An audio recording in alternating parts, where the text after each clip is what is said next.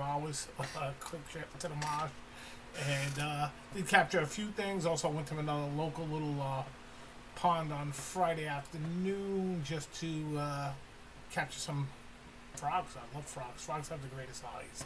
To me, if you're into photographing, a frog's eye is as good as it gets out there. So we are here.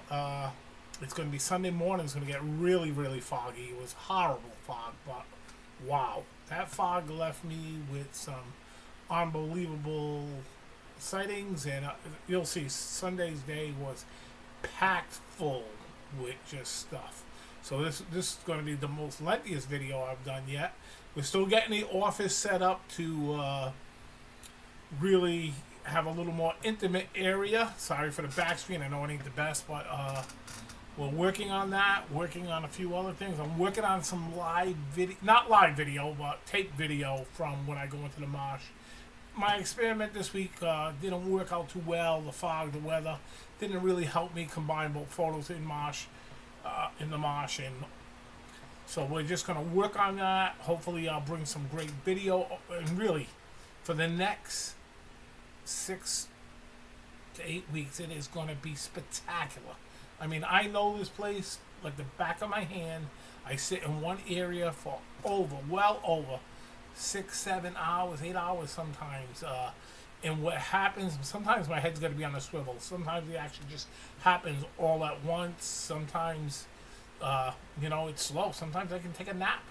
Sometimes that doesn't allow it to happen, though, because come July, the greenhead flies come in and they bite the heck out of you and they wake you up quite rudely. They give you, they like to get you like in the tough little places, like in the back of the knee and stuff like that, the very tender areas. And I'm not a tender guy, so that's when they can get me and zing me. That's, I feel, they won the battle on that one. So anyhow, I'm rambling a little bit, but that's okay because this is all interactive.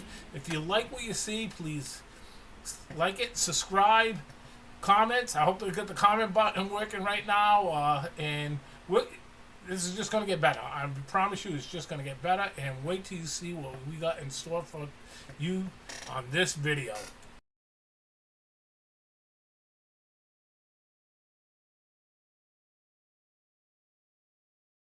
So like I said, Friday I got out a little bit early at work, and I went down to a local pond, and I wanted to capture some bullfrogs sitting on lily pads. It's a great time of year. The pond's in good shape for it, and certainly I've seen quite a few bullfrogs sitting on lily pads. So bullfrogs are just an amazing predator. They engulf everything that they see. I mean, they'll do rodents, they'll do baby birds. I just love the eye of a bullfrog. This just shows you all frogs basically have the greatest eyes. I mean, you can see the little cloud in the eye in that one if you can see the reflection. That's from the sky there, a little bit of piece of cloud in the sky. Bullfrogs are just we're very cooperative. Look at this one, just sitting right on the lily pad, and they freeze, and wait for the insects to fly by, mostly dragonflies and bees that are hovering for the flowers and other insects, but certainly one of the great hunters, and this is what hunts them. Came by, this great blue heron came by. He went down into the corner.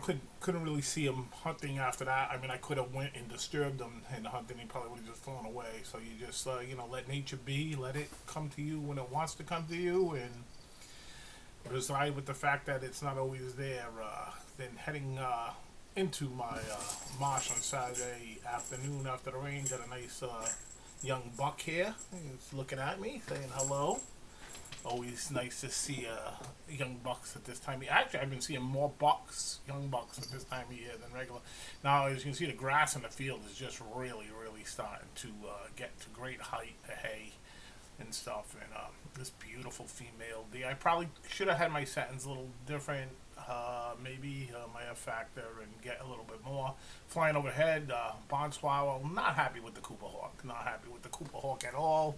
It's amazing. I love when the small birds reverse the spin on these guys, and they let them know that, hey, you get away from my babies. So this is Sunday morning. I talked about fog. There was fog. This is a beautiful bowl coming up through the fields.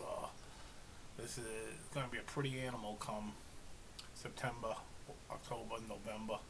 This is going to be when his neck gets all thick with the testosterone and stuff, and he puts on the weight. What a nice looking animal. He gives a little side shot because he's also looking at something else coming over another part through the fog in the ridge, and as we'll see shortly here, that what he sees is,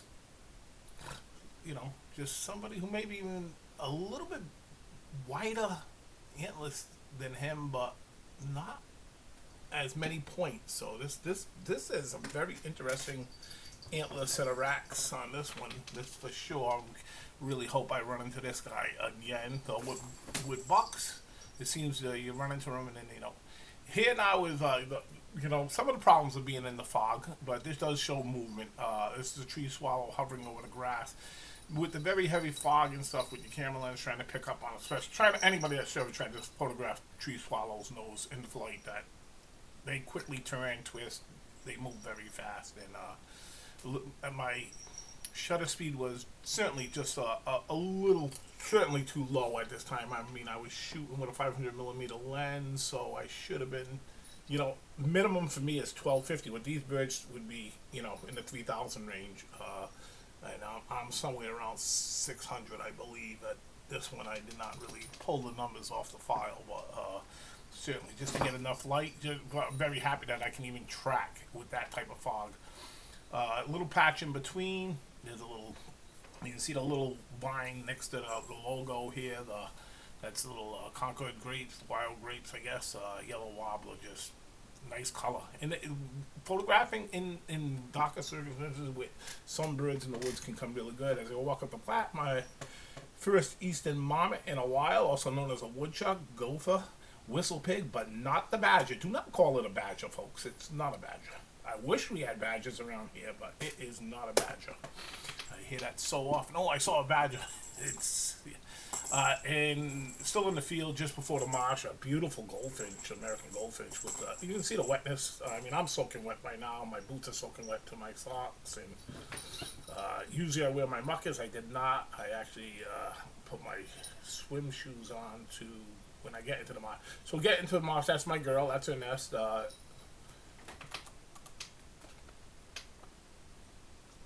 I was saying that's my nest, that's my girl, that's the heavy fog. That egret landed underneath it. We'll have a little story later.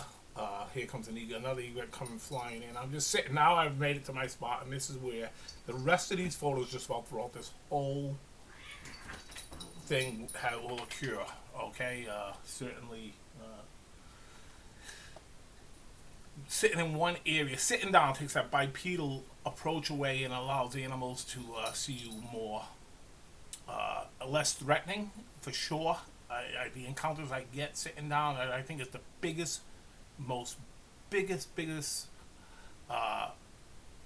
taboo thing I think photographers and bird watchers do. They just don't sit, they don't get down, they don't get low, they disturb as more than they should, and I think it ain't always about the shots. Like when I'm sitting like in this place for 5, 6, 7 hours, I'm not in perfect sun condition, certainly, and having the sun where I want it to highlight my subjects, because I'm sitting there and the sun does move. Well, the earth moves, the sun does not move. Boy, school teachers would really nail me for that. Beautiful egret, though, fully stretched out over here. And this one's got some molting going on the wings, some serious molting going on in the wings. Very rare for me to see this. I had only seen this several times, and this one came, right cruising by. It's so wonderful to be out there in the marsh and seeing a ghost like this come through. I call them the angels falling from heaven, the white ghosts.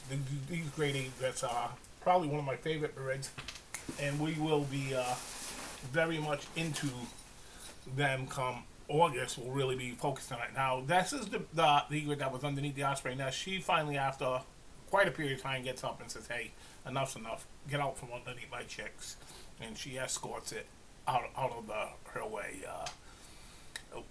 It's just a thing that happens often. And then another one that was one of the other ones that landed in, and then the oyster catcher, the sandbar now, the tide is low enough. There's a sandbar that's in front of my nest, And always nice to hear and see the oyster catcher drop in. They always announce themselves on their arrival. Oyster catchers are quite noisy as they come in, and I think they're one of the more beautiful birds. Tremendous hunt way they probe that bill all the way down into the mud and pick oysters and razor clams and other things like we will be seeing shortly later on in the video that the snow egrets were. So here comes the male back to the nest with his first catch. See the red-winged blackbird, of course, right at the fields along the marsh, and he's escorting him. Does not want him around. Even though he's not a hawk and would not prey on the young, the red-winged blackbird still don't tolerate their airspace. And as you can see, this is the male now, and if you look good, the head of the fish has been eaten. He will eat, a lot of times he'll eat the heads somewhere else before he even brings them back to the nest. He needs his nutrients. He's out there working hard for the family to get going, and certainly that is the case here. Here he is dropping them off. Look at mom looking back. The two chicks are up, and look how big these two chicks are getting. This very, very quickly. This is only my third weekend with these chicks, and you know, maybe I'll do a flashback next week of from week 1 to whatever. We'll see how much time is allotted for me to get everything done. I mean, and there's mom kindly feeding her offspring, so that's absolutely fantastic. Really love when the mom you know, gives it. He's just off to the side. Hey, I did my job. You know, and she'll squawk at him a little bit every now and then if he's hanging around the nest too long. And then I got a second blessing. This is his second trip today, and you see mom looking at him like, "Yes, Dad, nice job." And the chicks have, you know, they're looking the other way. They're not even seeing Dad bringing in this one. The other one, they were looking right at him. She had alerted them. Pop's coming with some food. They filled their bellies, and I guess, and okay, this is way across the marsh. This is like, I'm sitting in the same place. This is, you don't understand how far this is. But every year this happens. Coyotes come out, and the deer that like to store their fawns in the thicket between the marsh and the beach, or on the other side where I am, the fields. Certainly this is something that happens every year, and I've found the most unbelievable little hoofs from fawns that the coyotes have gotten. You would not believe how small they are. I probably will bring them out on a show and tell video. And she's just asked up. Now, this is not something any wildlife photographer would post. I mean, there's quality things. This is beyond the reach of my camera. This is through some tough thing. Also, it's just some very hot, hazy light. But this is behind me now, and I got a little one behind me that comes out. Very happy about this. Always love seeing the fawns out in the marsh this time of year, though I do know the danger. And this one was left by its mom. And then it hears mom calling, and it's looking over there, and it will scamper away quite quickly. And that will be the end of the photo shoot with this one. I would like to get a few closer images of this one. Now here was the star of the day. This is a snow egret, the smaller little ones, the yellow feet, you can tell. The black legs with the yellow feet, snow egrets. That's how you know it's a snow egret. And it starts flipping up right next to me, sort of some stuff. And I really can't make out. Just see a little blur. This one's a little further away than some of the others will be. But I love this. They just plop their head straight in, and I'm sitting there. So this bird is, this is not heavily cropped. This is just cropped just to get rid of the unnecessary blur behind, like just the blah sky. I mean, there's no background. So these are not heavily cropped photos. I do got some dense fog right now at this time, and unfortunately that took away from some of the crispness and some of the details in the feathers. But I love this one. He's looking at me straightforward. He's got a nice, what appears to be some sort of shrimp that he's digging out of the sand. They shuffle their feet in the ground. A shrimp-like creature, let's just put it that way. I can't 100% say whether it's a shrimp, whether it's a krill-like creature. I know krill's a lot smaller, but certainly. And they go on just feeding right in front of me. And all of this is because I'm sitting down. If I was standing up, these birds would have been gone. See you later. Not a great way to, especially when you're in an open marsh. And this one here uses it as deodorant. That's not true. It's just pruning its feathers. They don't use their bait fish as deodorant. Sometimes, you try to maybe trick a little kid and tell him, oh, that's what it's doing, just like mommy and daddy puts on deodorant so they don't stink. But no, that's not the case here. This is in here. I would have loved to got this with a little better light because I love when their feathers all blow out and stuff like that. And you know, and this one here shows it more very shrimp. This guy is like right near me, and it's really cool. I mean, you can just see them flipping it up. The dexterity that they have with their bills is just absolutely sensational. I really love these guys. Love them to. It's just. And when they sit this close to you and you can really just sit there and watch them. I mean, this was 3 different birds, so I'm trying to watch each bird, which one's ready to go down before I photograph. I would have been nice to. I did try to shoot some video at this time, and I just couldn't focus on my back screen on my camera. I just could not really with the fog. I don't know with the lens. I got to look at some stuff on that. Certainly I did have some issues. So later on, mom looking like a kangaroo, and there's the little baby later on further down in the marsh as I'm making my way out of the marsh. Always so cool to see mama hooking up with the little one. And I love fawns and I love deer. I mean, I can photograph deer every day. It does not. I never get bored. Of course, coming out of the marsh, we got our willets. The noisy willets. I think most of the girls are still on their eggs and stuff. I haven't seen much willet action, like as much as usual. I mean, it's regular at this time of year, and then I got 2 coming straight towards me.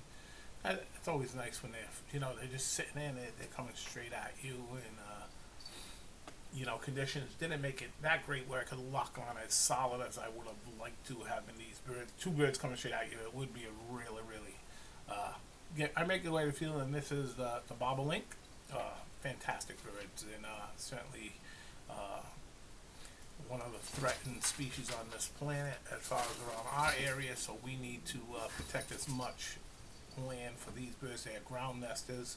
And this, I believe, someone's going to have to give me a thing. I believe this is the willow flycatcher. It could be an eastern phobia, but I doubt it. It sounded like I heard a willow, and I'm not exactly sure because the small flycatchers are tough. Now, as we end the video going into next week, this is just some of the action that takes place. And this is from last year, one of my favorite photos of all time as far as in the marsh. And we'll tune in next week, and hopefully you like it, you subscribe, and hopefully the story gets better, and I hope everybody really enjoys it.